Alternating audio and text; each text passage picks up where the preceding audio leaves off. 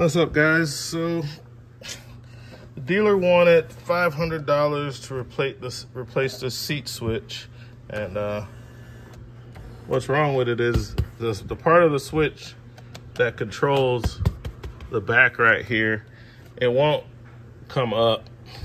It will go back, but it won't come up. So I went to Napa and got the switch. It was $60, and just pull this trim off. Let's see how hard it is to do. Take you guys on a ride with me, but as you can see, you know, it has like a Torx right here and maybe one back there. I think that's all that holds this cover on, but it's not like I gotta totally remove it. I just need to pull it off enough to take the clip off and plug in the outlet. But Jim Hudson says it's $500 for this, so let's see where the 500 bucks comes in. All right, so the tools we're gonna be using, I don't think we need anything but a couple bit kits. So I got a DeWalt kit and I got a Snap-on kit. The DeWalt bit has the 1-inch bits and some 2-inch bits, and then on the Snap-on kit, I have, you know, some 6-inch bits and some 3-inch bits. So going under the vehicle here, well, not under the vehicle, but under the seat. I have the seat raised up because all the other buttons work. It's just a series of motors that these switches actuate. Not too hard to test to see if you need to switch your motor. You can just short power to the motors in question and see if they move. Reverse the polarity for the opposite function. So there's the first little T25 right there holding on the cover. So we'll remove that first. Get this corner loose, and that might be all we need is that corner. The camera looks a little blurry. I'm gonna wipe it off, guys. All right, yeah, much clearer. So yeah, we're just gonna go under here and remove that little Torx. I'll be using my right angle Snap-on to do this with. So let's see, let's put this in reverse. It's already in reverse, and yeah, having that right angle, it's gonna make it a lot easier.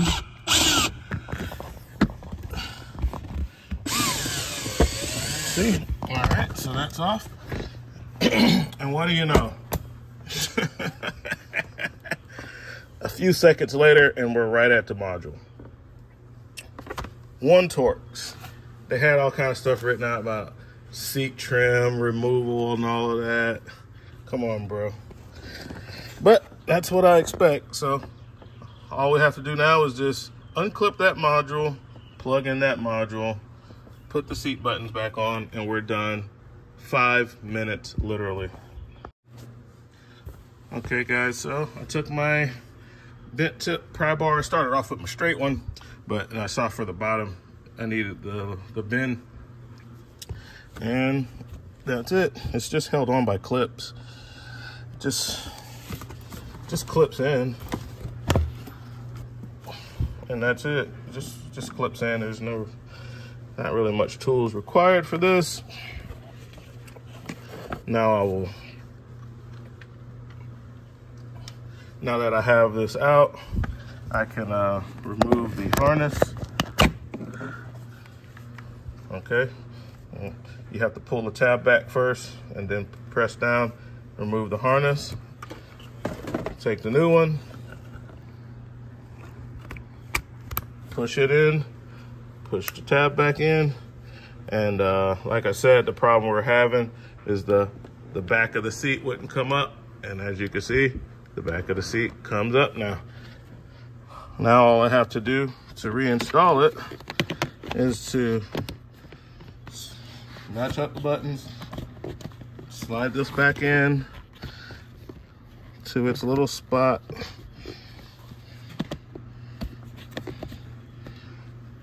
put the buttons back on, and that's it. So I just got to push this in enough for the little clips to hit. So it's going to take 2 hands to do that. Give me a second. All right, A couple seconds later, that's clipped in. All right. Now I will, see, that's where that little T25 was going. I'll just find that T25 that has dropped, screw that back in, and put the buttons back on, and this job is done. Okay guys, put that one screw back, trim is on nice and tight, and seat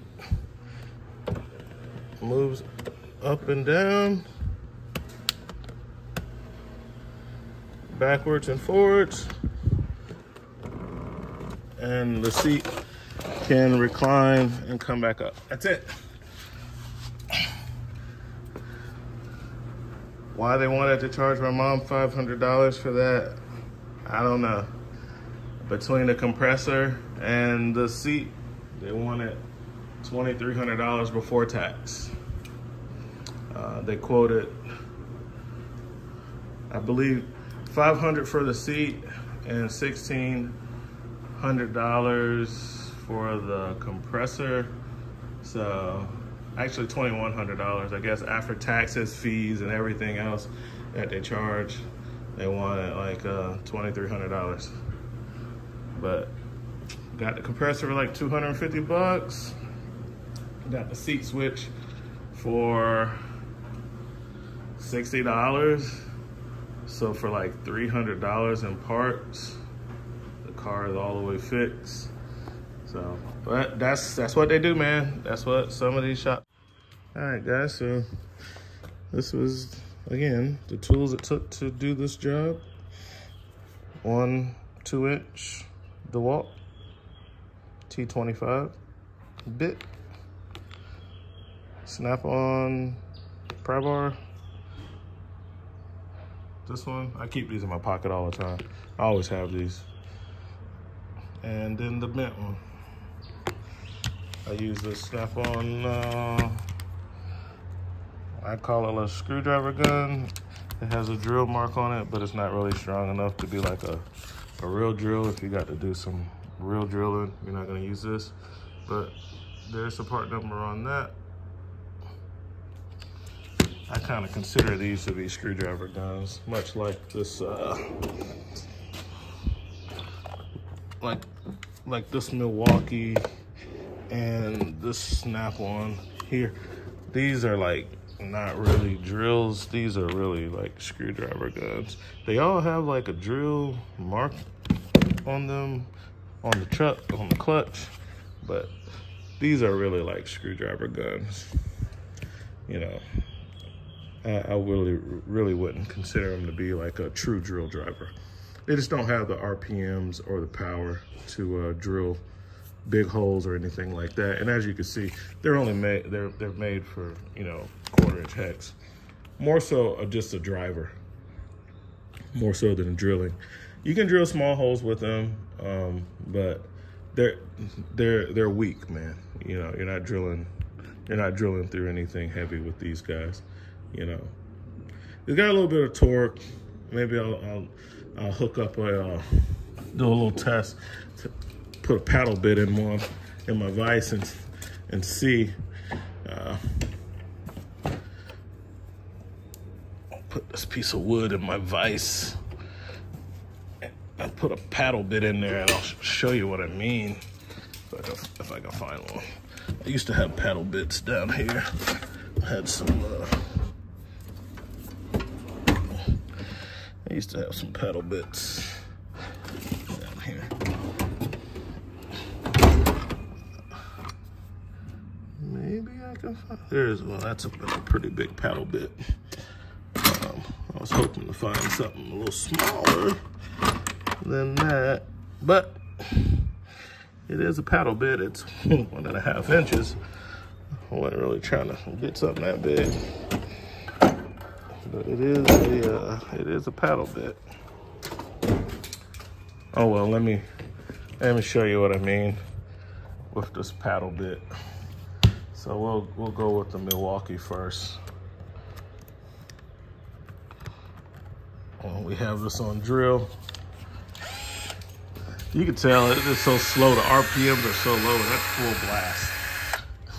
This thing is not really doing much.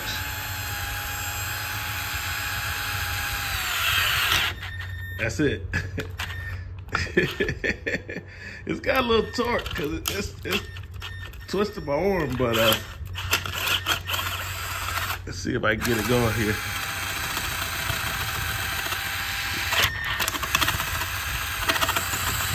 Hold it tight.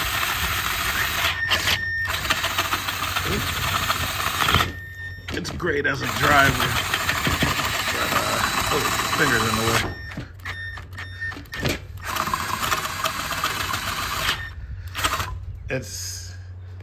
You're not doing much drilling with this, you know. That's the bottom line. Now that's a little big, but a real drill wouldn't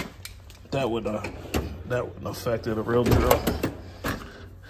Let's see if I got a regular hex drill bit. Like I said, small holes, you know, be all right, but I'm gonna have a Milwaukee set in here. I might move that to the truck there. Oh, here's a DeWalt set. Let's see, we'll get the biggest one of these. Snap on right angle. Pull the collet up. Push the collet down. Get that locked in there. That's forward.